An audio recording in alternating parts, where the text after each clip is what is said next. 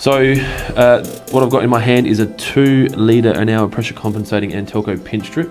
Antelco have had this product for, I'm going to guess, about 4 or 5 years. 8 or 9. 8 or 9, man.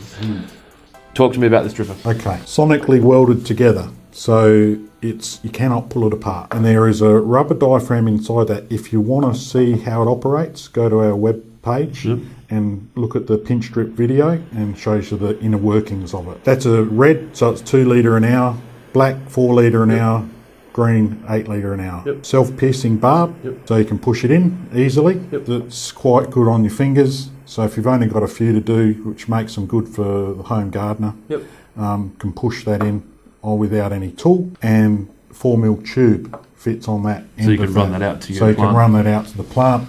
You could have your 13mm feeder tube or 19mm, whatever size you've got, and run your feeder tube off. So good design. So you've gone out to market and gone, let's make something that is easy to install. You can do it with your fingers. And this is that product. That's right. There you go. So the Antelco Pinch Drip.